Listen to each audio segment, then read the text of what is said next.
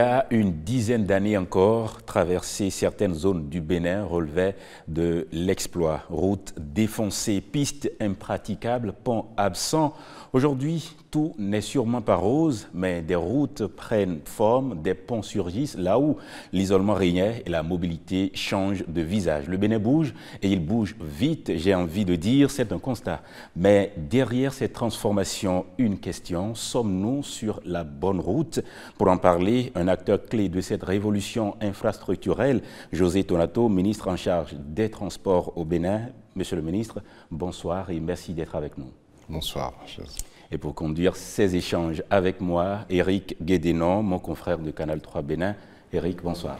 Bonsoir, Marcella Rossi. Bonsoir, monsieur le ministre. Et merci de votre disponibilité à répondre à nos questions, notamment sur le secteur des transports. C'est moi qui vous remercie. Dites-nous, qu'est-ce que le gouvernement a fait depuis 9 ans en matière d'infrastructures routières? Beaucoup. Le gouvernement a fait beaucoup. Infrastructure routière seulement, je crois qu'on a fait une avancée très substantielle. Nous avions environ une cinquantaine de chefs-lieux de communes qui étaient connectés au réseau bitumé, mais un réseau bitumé de très mauvaise qualité. Aujourd'hui, nous allons atteindre, à partir de l'année prochaine, les 77 chefs-lieux de communes connectés par le réseau routier, mais un réseau de très bonne qualité. Ça veut dire quoi? Que le maillage du territoire national par le réseau routier est très avancé. Le programme qui a été annoncé au PAG 1, s'est poursuivi au PAG 2. À titre de comparaison, de 1960 à 2016, nous avions à peu près 2000 km de route dont vous connaissez la qualité, vous l'avez décrit, je ne reviens pas dessus. Nous avons emblavé 3000 km de 2016 à maintenant, dont 1800 km sont déjà livrés et près de 1500 km sont en cours de travaux actuellement. Nous avons engagé des études aujourd'hui globalement sur 3500 km de routes en terre et de pistes pour provisionner les PAG à venir pour poursuivre le maillage territorial en réseau routier. Je crois que le Bénin est en train de rattraper un gap très important. Quand on est champion en matière de production agricole, il faut des routes et il faut des marchés pour transformer l'effort de nos paysans, de nos producteurs en richesse et en croissance. Donc, les infrastructures routières sont un facteur déterminant, fondamental dans le développement, dans la croissance économique que nous recherchons et dans le développement que nous attendons pour notre pays.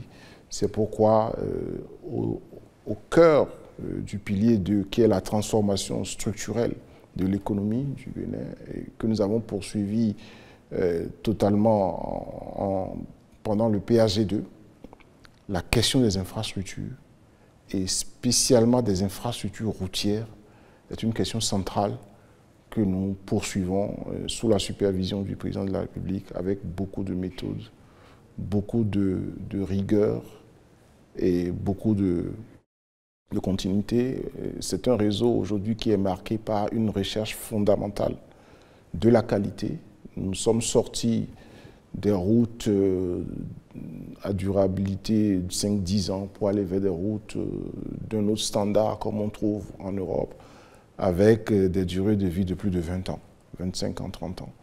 C'est ça qui va nous permettre de nous concentrer sur tout ce qui n'a pas été fait et de mettre en place en même temps une démarche d'entretien routier, parce que c'est ça qui garantit la durabilité, qui rend résilient et durable l'infrastructure routière. Donc nous sommes totalement, vraiment sur une dynamique que nous souhaitons se poursuivre le plus longtemps possible. Vous le dites de façon très aisée, plus de routes bitumées en 9 ans qu'en 60 ans. Quelle est la stratégie qui a permis d'accélérer autant? La stratégie, ça a été d'abord un diagnostic sans concession. Ensuite, la capacité du président de la République et du ministre doublé du ministre de l'économie et des finances à mobiliser les ressources nécessaires, tant à l'intérieur, en restant beaucoup plus, ce n'est pas mon sujet, mais je suis un peu ce qui se fait, en restant beaucoup plus sérieux sur les capacités, les performances de nos régies financières internes, et en déployant également une stratégie en direction des partenaires au développement et des institutions de financement. Vous avez dû voir que le Bénin est sorti plusieurs fois, comme on le dit dans le milieu, pour mobiliser des ressources. Nous avons même mobilisé des ressources vertes, un eurobond ODD. Tout ça, la réussite dans ce secteur, c'est faire de bons projets et puis trouver les financements qu'il faut. Et la leçon principale que moi j'ai appris, c'est que le financement n'a jamais été un problème quand vous avez un bon projet. Avec des études sérieuses, vous évitez l'écueil des éléphants blancs. Ça, ce n'est pas seulement pour le secteur routier, mais c'est valable pour tous les secteurs.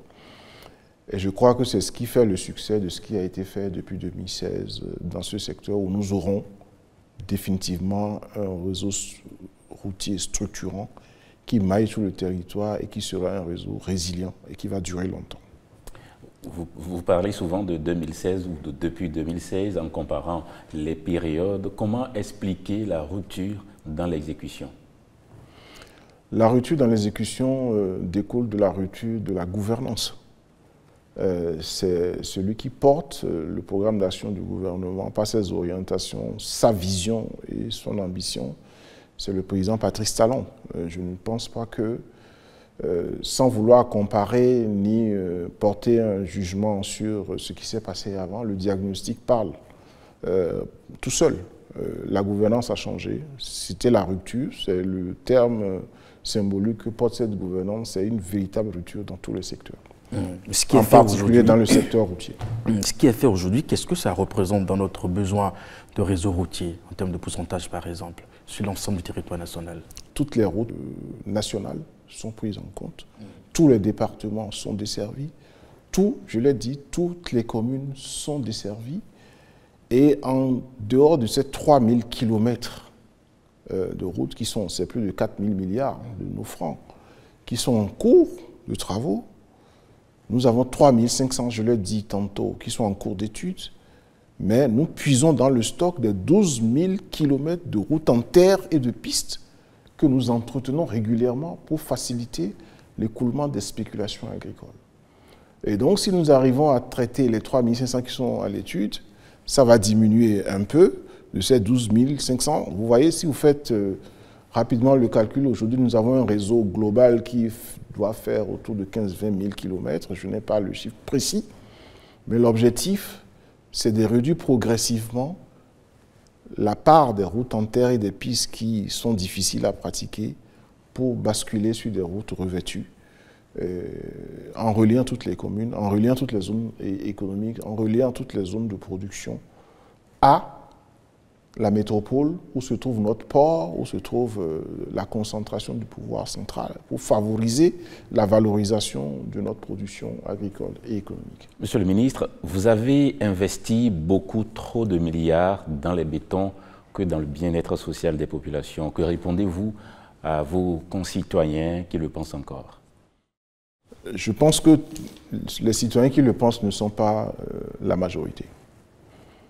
Et j'adore la formule que le président Patrice Talon a utilisée devant la représentation nationale. Il a dit, s'il est vrai qu'on ne mange pas la route, il est aussi vrai que la route fait manger. Pour apporter les intrants au fin fond du Bénin, pour apporter les semences, pour ensuite récolter, ramener dans les chefs-lieux de département, pouvoir vendre, joindre facilement les industries d'égrenage et autres, il faut la route. Sans la route, l'économie est morte. C'est pourquoi on dit que la route précède le développement. Et la route porte le développement. Et je suis fondamentalement convaincu que faire la route, c'est principalement faire du social. On peut élaborer largement autour, mais c'est démontrable. C'est un besoin qu'on ne peut pas contourner, sauf si on ferme les yeux sur les attentes des populations et les exigences de développement économique. À partir du moment, vous verrez qu'il y a plusieurs projets qui n'ont pas été annoncés le 16 décembre, mais qui ont été conduits après. Même le projet asphaltage si emblématique dont on parle. Le jour où on a lancé le PAG, on n'en avait pas parlé. Mais c'est la capacité du président de la République, du gouvernement, à analyser, à continuer la réflexion par rapport aux besoins réels des populations qui a amené le projet asphaltage. Et ça a démontré que nous ne nous sommes pas trompés. Le programme de rénovation des marchés urbains et régionaux, ce n'était pas au lancement. Mais c'est un besoin. Nos infrastructures de commerce marchand étaient dans un état de délabrement. Quand on s'est attaqué au problème des marchés, les zones de relogement que nous avons construites pour les vendeuses étaient plus confortables que les marchés que nous voulions déménager. Voilà la situation. Et donc, ce que je voudrais ajouter, c'est qu'investir dans l'infrastructure n'a pas empêché le président de la République et son gouvernement d'attaquer le social. Ce n'est pas mon travail, mais j'ai entendu parler du projet ARC, j'ai entendu parler de microcrédit, j'ai entendu... Alors, de quoi parle-t-on? Le secteur de la santé n'a jamais reçu autant d'infrastructures. Le secteur de l'éducation, mes autres collègues en parleront, mais on n'a pas fait exclusivement de l'infrastructure au détriment du social, bien que l'infrastructure, pour moi, est le principal facteur de développement du social. Parlons toujours de ces infrastructures. Fondamentalement, à votre avis, qu'est-ce qui a changé pour les usagers, pour les transporteurs? Je dis que rouler sur une route, une belle route comme on dit, aux normes, vous gagnez du temps, vous arrivez à relier les points, votre destination, enfin faire vos courses. Vous avez des véhicules qui sont en meilleur état, qui durent plus longtemps, vous dépensez moins en charges récurrentes. Belle route, vous l'avez dit suffisamment, on vous fait le procès de réaliser des infrastructures certes belles, mais à des coûts hors normes. J'ai tenté de dire que 3000 km de route à 4000 milliards, c'est 1 milliard et quelques de kilomètres.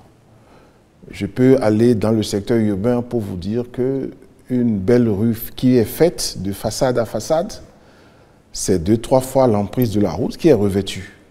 Avec quelle qualité, s'il vous plaît? Allez regarder les routes pavées avant, la qualité des caniveaux, la qualité des dallettes. Aujourd'hui, nous sommes en train de reprendre tous les caniveaux, toutes les dallettes, les tampons d'avaloir, les grilles de regard.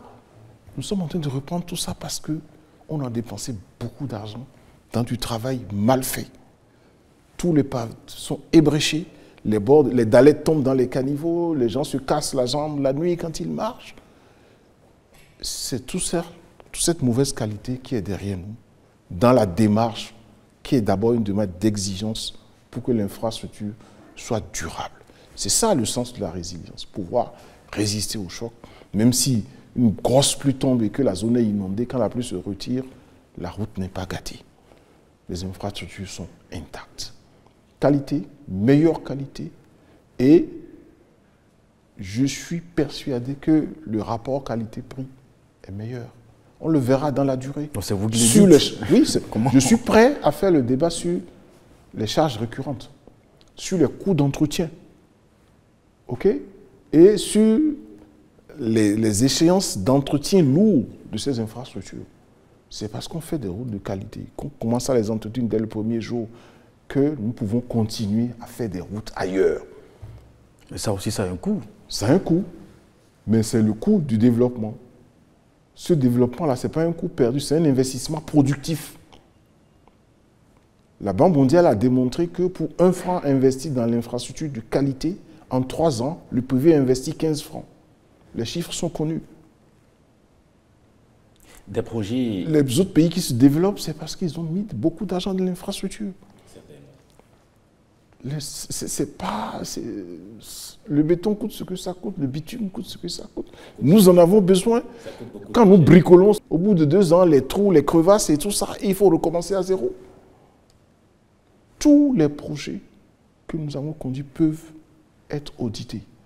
Ceux que les partenaires ont financés le sont déjà systématiquement. Et nous-mêmes, nous sommes en train de finaliser une stratégie d'entretien routier pour pérenniser cet investissement-là. Voilà les conditions dans lesquelles... Des projets d'infrastructure routière, il y en a eu et il y en a même encore à foison. Mais quelle est la part de l'implication des entreprises locales? Je ne donnerai pas de nom sur ce plateau. Mais dans les projets routiers aujourd'hui, la plupart des entreprises qui travaillent sont des entreprises locales installées au Bénin. J'ai dit la plupart, je n'ai pas dit la totalité. Mais majoritairement, sur les infrastructures routières, c'est les entreprises ici, connues, qui ont travaillé dans un passé récent ici. C'est avec elles que nous travaillons. C'est avec elles que nous construisons les routes. Si je donnais des noms, je cours le risque de ne pas appeler tout le monde et de favoriser. Donc, mais vous pouvez aller vérifier. Dans votre secteur, on évoque également des ponts pour désenclaver, relier, sécuriser. Aujourd'hui, on peut parler de 10 ponts réalisés mais entièrement achevés. Quelles zones en ont le plus bénéficié? Nous avons un programme de 21 ponts métalliques qui ne sont pas sur les grandes routes inter-États ou routes nationales pour désenclaver des zones difficiles. Ça couvre tout le territoire national. Ça concerne Malanville qui a été repris, le pont de Womé 1 et 2, le pont de Tovegbamé, à fond, à Lafiarou, Djidjozun, Tito, Paouto. Et puis, les ponts qui sont en cours, il y a Djonou qui va être pour quitter Godomé, monter sur Calavi. Ce pont-là sera redimensionné. Il y a le pont de Porte-Nouveau qui va arriver avec une autre dimension. Vous savez que le plus vieux pont de Cotonou, l'emblématique pont rail route, bien sûr, va être totalement... Il y a des inquiétudes à ce niveau aujourd'hui. Quelle inquiétude? Est-ce que ça résiste toujours? Non, justement. On a fait un audit, on voulait le réhabiliter. On a fait un audit, ça ne résiste pas, on va le démanteler complètement et construire un pont tout neuf. Ça se projette pour quand? Vous avez vu l'entreprise Julius Berger, qui a commencé depuis l'aéroport et qui va faire ce pont et qui va faire ce qu'on appelle ATC, accès traversée de Cotonou. Ce pont fait partie. Donc ce n'est pas un projet, c'est un contrat passé. Voilà, et donc la vingtaine de ponts métalliques concernent Kwandé, Zayando, Kalale, Grand Popo, Lokosa, Gogounou, Savalou, Toviclin, Aplaroui, Kandi, Abomey. C'est des ponts qui sont dans des arrondissements de ces communes, des arrondissements difficiles d'accès, pour lesquels nous avons opté pour la construction d'un pont métallique avec une entreprise qui a la capacité et le savoir-faire pour nous doter de ces ouvrages de franchissement. Toujours en projet? Les ponts sont déjà en construction. Sur les 21 que j'ai cités, il y a une bonne dizaine qui sont pratiquement très avancés. Et où en est le pont de Porto-Novo en 2x2 voies? Le pont de Porto-Novo en 2x2 voies est dans le contrat de l'entreprise qui fait l'autoroute Semipodi-Porto-Novo. Dans sa planification, elle fera ce pont avant l'achèvement de ses travaux. Donc c'est déjà une décision prise, c'est un contrat signé et donc ça va se faire. Nous avons des images qui illustrent davantage vos propos. On va peut-être voir et avant de poursuivre ce débat. Merci. Entre 1960 et 2016, le Bénin ne disposait que d'environ 2000 km de routes bitumées, dont la plupart n'étaient pas de bonne qualité. Aujourd'hui, 3000 km de routes ont déjà été engagées, soit plus de routes réalisées en 8 ans qu'en 60 ans. À Porto-Novo, la rénovation est effective. L'aménagement de la route Ouedo-Toribocito facilite la circulation des usagers depuis son achèvement. La route Lokosa-DV-Aplahoué, frontière Togo, a aussi connu des travaux d'aménagement. Le tronçon Zayanando-Bonomé-Paouyan est entièrement achevé. Sur l'axe Lalo-Abomey, les pistes ont laissé place au bitumage, permettant ainsi le désenclavement des localités. Ailleurs, sur le territoire, de nouveaux chantiers évoluent à grands pas. Nous voici par exemple dans la partie septentrionale du pays. On suit la réception de toutes les couches et surtout les qualités des matériaux. Donc on assure que les matériaux mis en œuvre soient de bonne qualité qui répondent aux normes et aux spécifications du marché. Ici, c'est le tronçon Bétérou-Tchaourou, 66 km, 325 mètres. D'abord, remercier les membres de notre gouvernement qui ont aujourd'hui à cœur nos problèmes dans nos différentes contrées. La route Bétérou-Tchaourou-Kassoala, vraiment c'est une route très capitale pour la commune. Ce axe relie directement la Donga. C'est un ouf de soulagement depuis l'annonce des travaux de cette route. Quand il n'y avait pas le goudron, c'était difficile. Maintenant que nous l'avons, la circulation est aisée. Nous sommes très contents. Nous prions pour l'auteur de ces œuvres, que Dieu lui donne la santé et une longue vie. Il y avait des difficultés. Même pour aller en ville, c'était très difficile. C'est-à-dire qu'arriver là-bas, tu vas aller chez les mécaniciens. Maintenant, vraiment, nous sommes contents. On lui remercie infiniment même. Que les mains de nos ancêtres nous bénissent. Du côté de la route inter-État numéro 2, le tronçon Bérouboué-Kandi-Malanville est presque terminé. Vraiment, la route Guinée-Kandi, c'est vraiment super. On ne sait pas comment même qualifier ça. Parce qu'on se lève à Guinée ici pour aller à Kandi. C'est un inclin d'œil. Félicitations pour le gouvernement, rupture. Avant, vraiment, c'était le calvaire. Mais aujourd'hui, Dieu merci. De Banikouara jusqu'à la frontière du Burkina Faso, le désenclavement est une réalité désormais. La route inter-État numéro 7 est longue de 50 km. Non loin de là, un autre tronçon est en cours de bitumage. Le chantier est divisé en 3 lots. Il y a un lot 1 qui quitte Djougou qui vient à Péanco.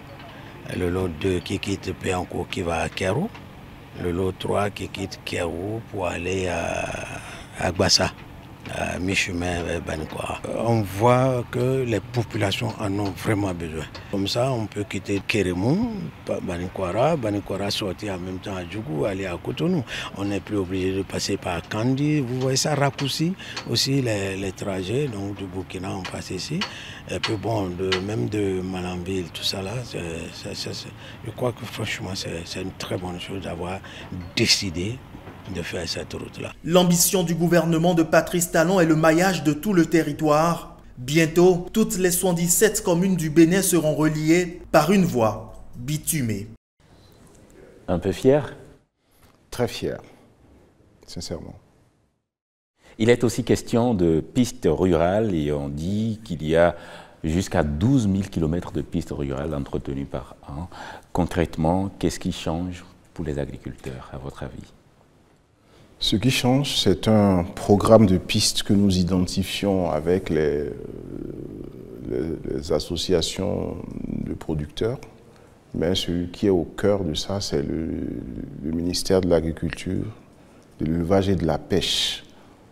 C'est pour desservir principalement les zones de production et faciliter l'écoulement, les spéculations et le déplacement des personnes. Nous avons un classement, les routes en terre, les pistes, et l'ensemble fait environ 12 000 km, où chaque année avant, on passait un contrat, on recrutait des entreprises, et elles allaient faire un semblant de reprofilage, des fois sans apport de sédiments, sans apport de latérite, tout ça. C'est un reprofilage qui vient plutôt gâter la qualité de la route, surtout après le passage des pluies. Et nous avons changé d'approche. Il faut les recharger totalement. Il faut les recharger totalement avant de les reprofiler, les casser, les compacter, pour qu'elles soient plus durables. La dernière étape de la stratégie va être que, et ça commence cette année, va être que la route sera sous contrat avec une entreprise sur une période de 3 ans, sur une période de 5 ans. Et l'entreprise sera responsable de la qualité, de la praticabilité permanente de la route, quelle que soit la saison.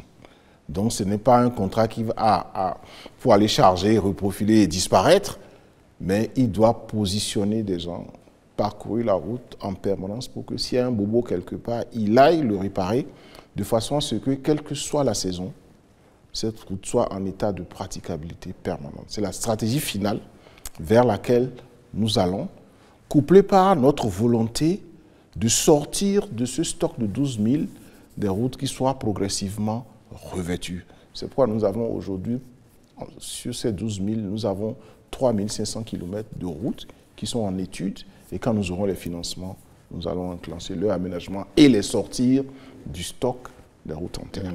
On peut imaginer combien les populations ont besoin de ces pistes rurales dans nos communautés. 12 000 km, est-ce que cela, comment on dit, touche le besoin véritablement sur le terrain? Ça touche tout le territoire national. 12 000 km, je vous le rappelle, c'est que les routes en terre et les pistes. Il faut ajouter à ça les 3 000 qui sont déjà des voies revêtues, qui touchent toutes les communes, qui nous amènent au centre-ville des communes. Et après, c'est le rayonnement vers les arrondissements. Il faut ajouter également les 2 000 qui ont été faits de 1960 à 2016, que nous avons largement réhabilités, dont je n'ai pas parlé. Parce que non seulement on n'a pas laissé les 2 000 en mauvais état, on les a réhabilités, on les a retraités, on les a ramenés au standard, on en a fait 3 000. Sur les 3 000, il y a 1 800 qui ont été livrés, il y a le reste en cours. Et maintenant, on a engagé des études sur 3 500 dans les 12 000 de routes en terre et pistes. C'est une démarche progressive. Mais, pour répondre à votre question, c'est un maillage territorial complet de toutes les zones. Même les zones là qui sont desservies par une route aujourd'hui. À ce niveau, comment ça se fait, puisque le transport fluvial n'est pas développé? Le transport fluvial n'est pas encore développé, mais il va l'être. Aujourd'hui, nous avons un programme en cours de préparation avec la Banque mondiale qui est le projet de mobilité urbaine durable, qui est une grosse composante transport fluvial sur le lac Nokoué et ses chenaux jusqu'à la lagune de Porto-Novo, que nous allons étendre sur les institutions du président de la République. Nous allons nous reconnecter au système ouest qui va sur les lagunes de Huida, pour nous reconnecter par le dragage qu'on a fait à Djondji, pour nous reconnecter au lac Aémé. Et donc, on aura tout notre système lacustre et fluvio-lagunaire connecté avec un objectif de réhabiliter la navigabilité des voies d'eau. Même pour le tourisme aussi, au niveau de ces zones. C'est important. Vous savez, quand vous allez à Casa del Papa et que vous prenez les voies d'eau pour aller à l'embouchure, vous voyez la richesse des mangroves, vous voyez le beau paysage, et c'est très prisé. Donc, le temps va venir où, si tout ça se passe bien, vous partirez de Porto-Novo jusqu'au lac Aémé, voire jusqu'à la bouche du roi à Grand Popo, en n'utilisant que des voies d'eau. Aujourd'hui, nos parents, de façon informelle, la route des lagunes de Porto-Novo jusqu'au Nigeria est très pratiquée. Il y a beaucoup d'opérateurs privés qui sont sur cette route-là. Et donc, l'État va intervenir pour aménager proprement les choses et réorganiser ce commerce et ce transport-là qui se fait. La question du transport fluvial m'amène à vous demander ce qu'il en est de l'organisation ou de la réorganisation du transport en commun au Bénin. Le transport en commun va être relancé. Vous savez, il faut faire les choses étape par étape. Nous avons passé du temps. Pour faire du transport en commun, pour amener des bus, pour qu'ils soient en bon état, il faut que vous ayez de bonnes routes. La priorité numéro 1, que j'appelle l'urgence, a été de faire des routes. Ces routes ont été dimensionnées avec des emprises suffisantes pour qu'on ait aujourd'hui des couloirs de transport en commun. Nous sommes, si tout se passe bien en mai, le board, le conseil d'administration de la Banque mondiale va approuver notre projet de mobilité urbaine durable du Grand Nokoué. Et ça, c'est principalement du transport collectif, du transport urbain. Et là, l'État va faire les infrastructures, organiser l'environnement et passer l'exploitation des lignes au secteur privé. Parce que l'État ne va pas tout faire. Il faut laisser les privés.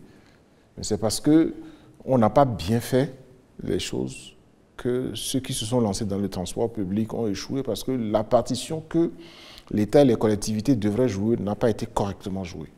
Nous avons repris la main sur cette mobilité. Vous savez, quand vous avez fini de faire des routes, quand vous avez fini de planifier, de bâtir des villes, ce qui fait le succès des villes, c'est que les gens puissent se déplacer sur leurs différents points de centre d'intérêt. Quitter la maison, aller travailler, aller au marché, aller faire un loisir, aller se détendre le week-end. Pour ça, il faut des routes, oui, mais il faut un système de déplacement qui n'impose pas que chacun ait forcément son propre moyen de déplacement. Puisque le propre moyen de déplacement impose des contraintes de stationnement aussi. Et puis, au-delà de tout ça, la moto qui a été la solution de transport public pour nous est un moyen qui coûte cher, y compris pour celui qui opère. Dans quel pays du monde on mobilise une personne pour transporter une personne? Mobiliser une personne pour transporter une personne. Pour que celui qui le fait s'en sorte, il faut qu'il fasse payer cher son client. C'est une perte pour vous. C'est une perte pour lui, pour sa santé, pour tout le monde. Et c'est un facteur d'émission de gaz à effet de serre très élevé. Parce qu'il y a plusieurs motos. Vous voulez transporter 50 personnes, vous devez démarrer 50 motos. Donc, on va vers un transport public de masse, avec bus. Nous allons même électrifier ce transport pour aller vers des modes de transport doux, comme les bus électriques, dans un futur comme les proche. bacs, dans un futur très proche. Et comment vous comptez gérer l'effectif de nos étudiants, comme nous aimons bien les appeler? Vous savez, les étudiants ne vont pas disparaître. Dans le domaine du transport, il y a ce qu'on appelle le dernier kilomètre, qui est le transport de rabattement, le trafic de rabattement. Pour aller à l'arrêt bus, si votre maison est à 1 km, 500 mètres, il faut que quelqu'un vous amène là-bas.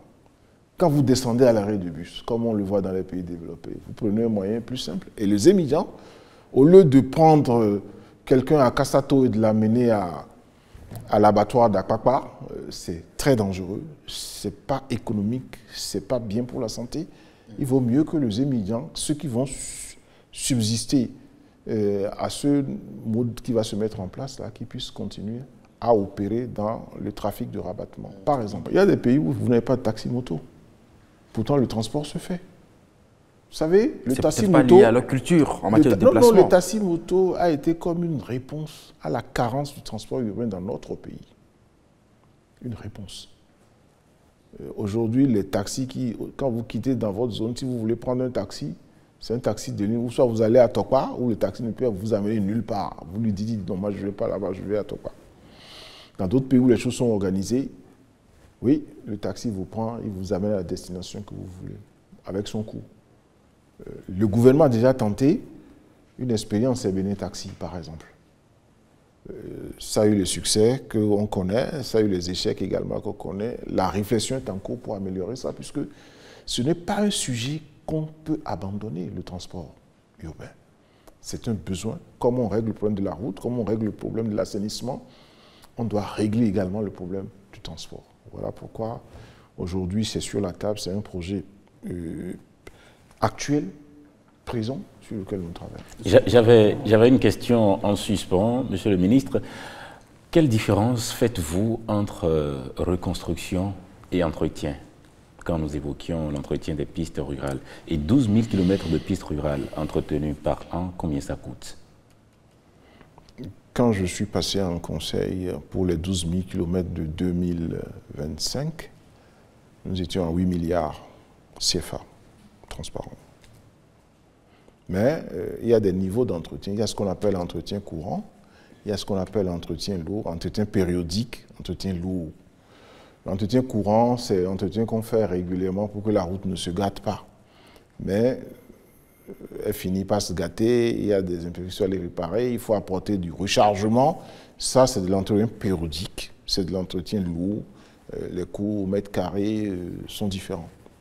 Eric, si vous permettez, nous abordons également ce qu'il me plaît d'appeler infrastructure stratégique. Je veux parler, par exemple, du port autonome de Cotonou, des aéroports. Nous avons des images qui nous renseignent. On peut voir.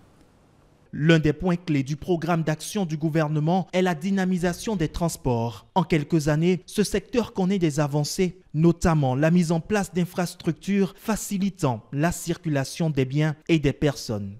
Sur le plan des travaux routiers, en se promenant, on voit la beauté du pays. Parce que le Bénin, c'est pour le futur, pour nos enfants. L'amélioration des infrastructures, l'État travaille bien. Le projet de rénovation de l'aéroport international Cardinal Bernardin Gantine de Cotonou permet au Bénin de se compter parmi les pays possédant des infrastructures de transport aérien de haut standing. La capacité d'accueil se renforce et la piste d'atterrissage s'étend. Si on doit développer du tourisme au Bénin, il faut un aéroport qui répond aux normes internationales. Le personnel est top. Côté police, ça se passe très bien. L'aéroport est propre.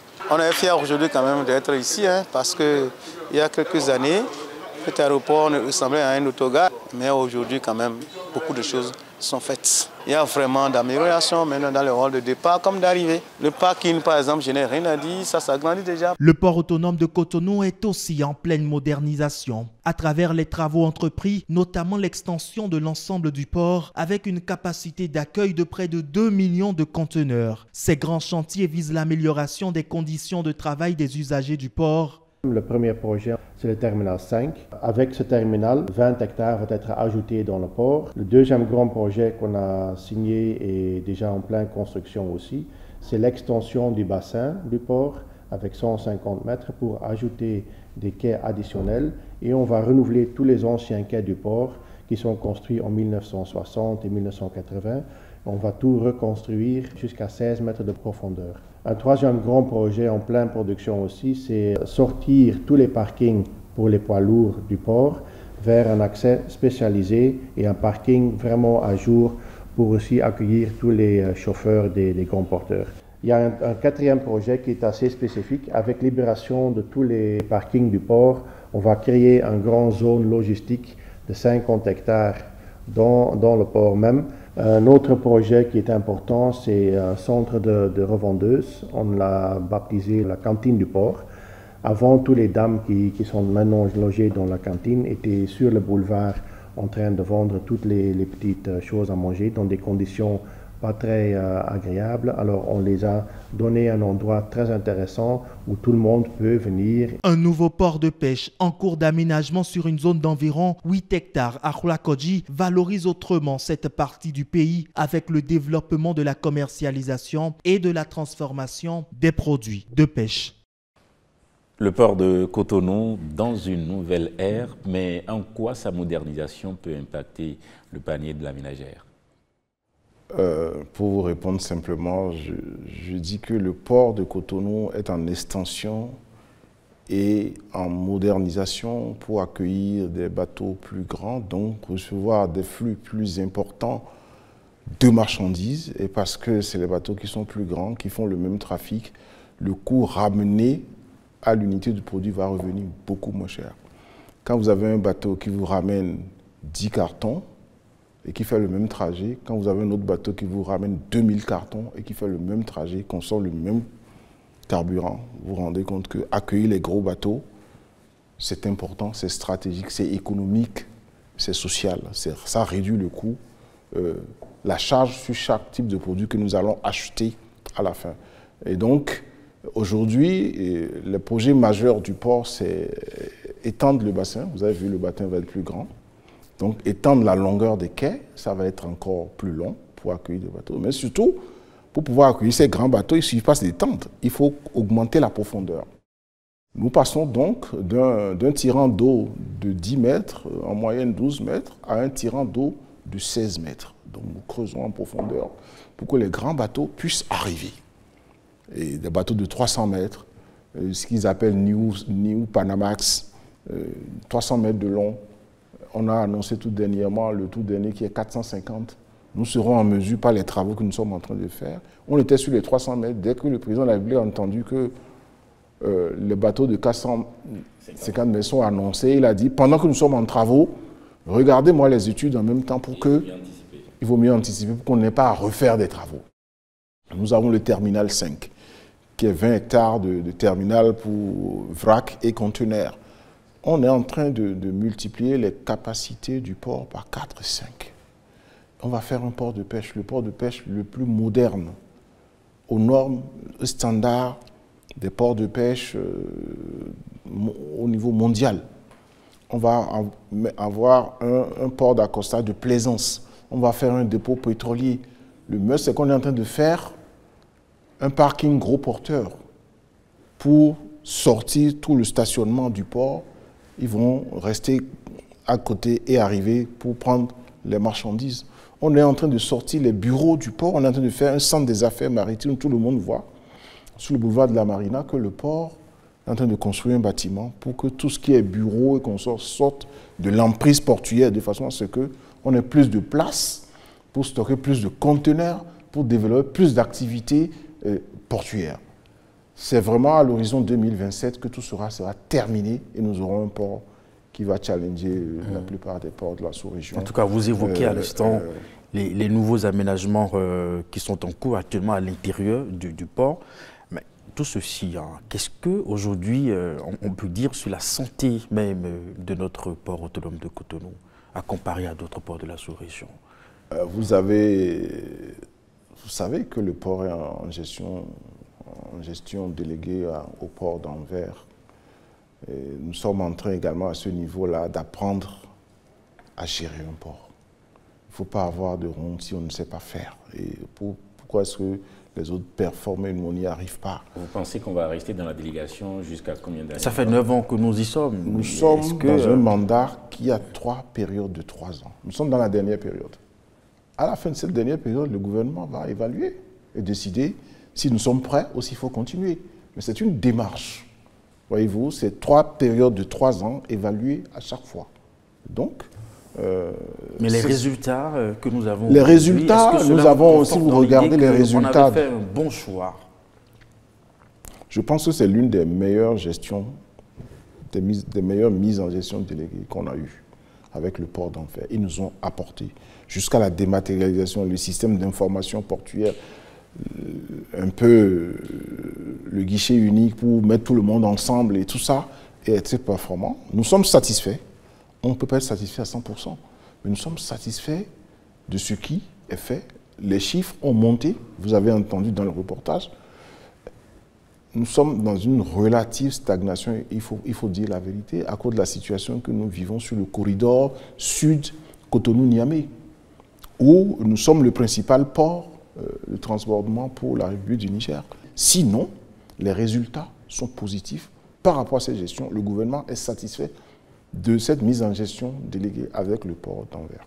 Nous parlons également du transport aérien.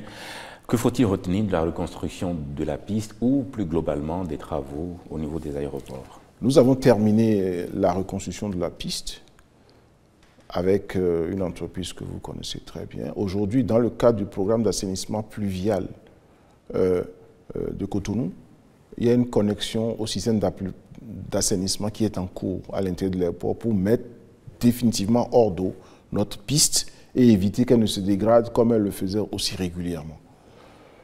L'autre sujet qui n'a pas été tranché, c'est le rallongement ou non de la piste pour pouvoir accueillir un certain type d'avion. C'est pas encore posé, c'est pas tranché, on est en train d'examiner le pour et le contre. Mais notre aéroport aujourd'hui, non seulement on a fait la piste, toute l'aérogare est en rénovation, extension. La zone bagage est construite, la zone d'enregistrement est faite. On a un nouveau duty-free shop, vous l'avez vu, et c'est modernisé. Le parking extérieur en 3 positions. Donc on est vraiment là aujourd'hui. Les investissements qui sont faits sur l'aéroport nous permettent de regarder sereinement les 15 années qu'il y a devant nous. Oui, mais concrètement, qu'est-ce que cela apporte? Plus de vols, plus de sécurité, plus de confort? Exactement. Il faut travailler sur tout. Vous savez, quand un aéroport est en travaux, c'est très embêtant pour les passagers, pour les compagnies et tout ça.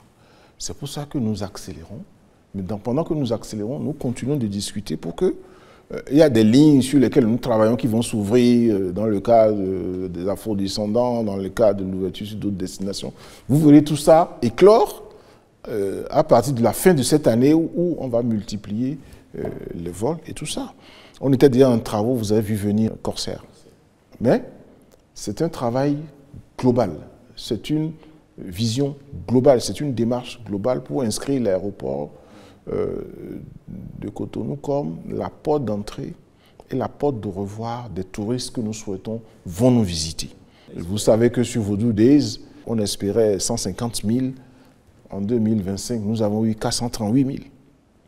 Nous avons été complètement débordés par l'attraction que le Bénin commence à montrer. Mais qu'en est-il des vols domestiques? Les vols domestiques, pour les faire, il faut avoir sa compagnie nationale. Nous avons et sur ce projet, nous en sommes où? Parce que nous avons Benin Airlines qui est en train de migrer vers une fusion avec une autre compagnie nationale, Chronos, pour donner une compagnie Amazon Airlines. Cette compagnie, non seulement va s'impliquer dans les vols de la sous-région, mais principalement sur les vols intérieurs. C'est tellement plus agréable si vous pouvez aller à Parakou, à Natitengu, à Malanville, aller travailler, aller régler un problème et revenir dans la journée, c'est des choses qui sont dans le pipe et sur lesquelles nous travaillons. Comment on peut envisager cela si à l'intérieur du pays, nous n'avons pas, en tout cas, suffisamment de pistes pouvant justement recevoir ces vols? Ce n'est pas suffisamment développé. L'aéroport de Touro, on sait dans quel état ça se trouve. L'aéroport de Touro est à mettre aux normes. Il y a eu beaucoup d'investissements, malheureusement, des investissements mal pensés, il faut le dire, mal conçus, mal envisagés. Cet aéroport doit être remis dans les standards. Mais c'est là depuis 9 ans. Oui, mais que voulez-vous? Vous voulez que... Vous n'y avez pas touché. Vous voulez qu'on fasse Cotonou, Touro et tous les aéroports en même temps? Il faut se lancer dans une démarche. Vous avez des gens qui embravent 5-6 fronts et qui ne terminent aucun front. Donc, c'est un choix responsable, conséquent, en faveur de l'aéroport de Cotonou, qui n'exclut pas le développement de l'aéroport de Tours et même d'autres aéroports. N'eût été la difficulté qu'on a eue dans la Pendjari, on a déjà fait une piste dans la Pendjari pour permettre aux touristes d'atterrir dans la Pendjari. Ça a été fait dans le cadre des investissements qui ont été faits dans le parc national de la Pendjari. Abordant la question de la mobilité urbaine, quelle solution pour fluidifier Cotonou?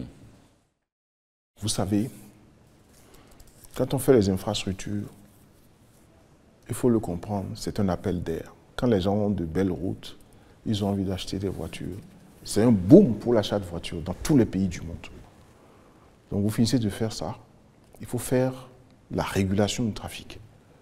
La régulation du trafic, et là nous avons ce qu'on appelle un PCRT, un poste de contrôle de régulation du trafic qui va se faire dans le cadre du programme de mobilité urbaine durable du Grand Nokoué. C'est prévu, donc un tableau de bord où on planifie, comme vous voyez dans tous les pays du monde, la circulation dans Cotonou, qui gère tous les carrefours, les feux et consorts.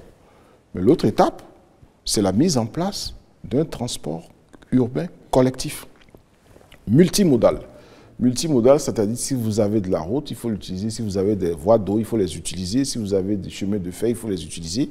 L'étude est en cours, la décision de la banque est attendue et vous aurez les résultats. Une fois que les résultats seront validés par le gouvernement, nous passons à l'étape de la mise en œuvre.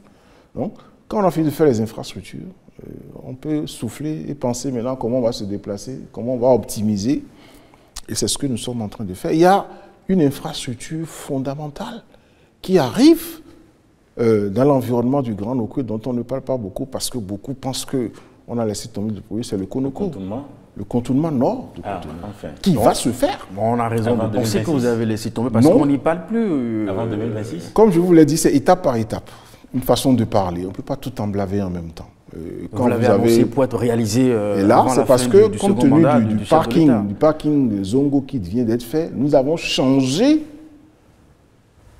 l'itinéraire de ce qu'on a appelé le barreau. Parce que le parking, le contournement nord, c'est une voie autoroutière fermée, uniquement, spécialement dédiée aux camions poids lourds, pour les sortir de la circulation interne de la ville. Vous savez qu'ils sont là, et ça défonce nos trottoirs, ça casse nos caniveaux, et qu'on sort. Et donc, comme on a construit le parking, on a décidé de changer l'itinéraire on a décidé, ça s'est imposé à nous, avec un avantage que le barreau ne traverse plus la lagune de Cotonou, avec un avantage que l'impact des déplacements et indemnisations qui devaient s'opérer sur la berge est ne se fera plus, et que nous allons rester sur la berge de Dantokpa. Le bureau d'études est en train de finir les études pour qu'on puisse lancer l'appel d'offres. Monsieur le ministre, quelle vision globale du transport au Bénin d'ici 2030 ? La vision globale, c'est d'avoir l'un des meilleurs réseaux routiers de notre sous-région. Nous avons déjà gagné sur plusieurs années le prix du meilleur corridor. Nous aurons les métros si l'étude, les flux, le trafic nous l'imposent.